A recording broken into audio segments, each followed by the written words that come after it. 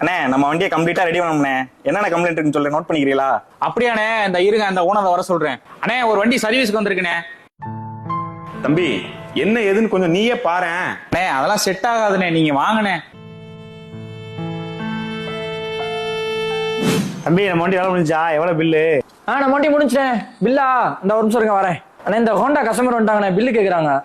பில்லா எழுதி கொடு. நீ தானே இந்த வண்டி வேலை பார்த்த, என்னென்ன பொருள் மாத்தினா எவ்வளவு லேபர்னு எழுதி கொடுக்க போற, அவ்வளவுதானே? அண்ணே நீங்க வாங்கண்ணே. சரிண்ணா, தேங்க்ஸ். நான் வாங்கினேன். நெக்ஸ்ட் சர்வீஸ் கரெக்டா வந்துருங்க. தம்பி ஆரிஃப் ராஜ் 2 பேரும் வாங்கல, ஒரு நிமிஷம். அண்ணே சொல்லுங்கண்ணே.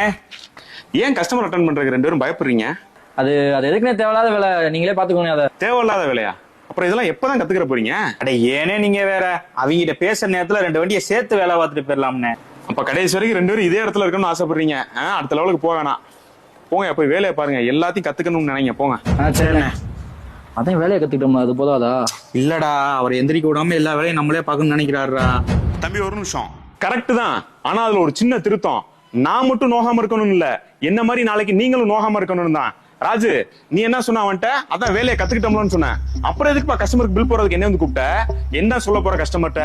ஆனா உங்க வண்டியில இந்த கம்ப்ளைண்ட் இருந்துச்சுன்னு, இந்த பொருள் புதுசு போட்டுருக்கோனே, எங்களோட லேபரோட சேர்த்து இவ்வளவு வேலை வருதுன்னு அப்படின்னு சொல்லி கையில காசு வாங்க போற. இதுல என்ன சிரமம்?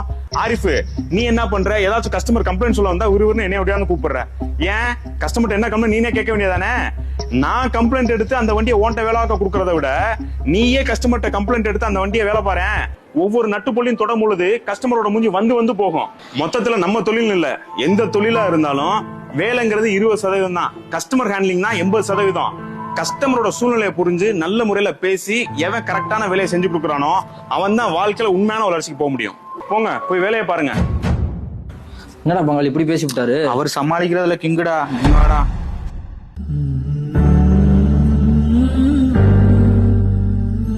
அவங்க அப்படிதான் பாய், எல்லாத்துக்கும் எல்லா விஷயம் புரிஞ்சுட்டாதே வாழ்க்கையில ஜெயிச்சிருவாங்க.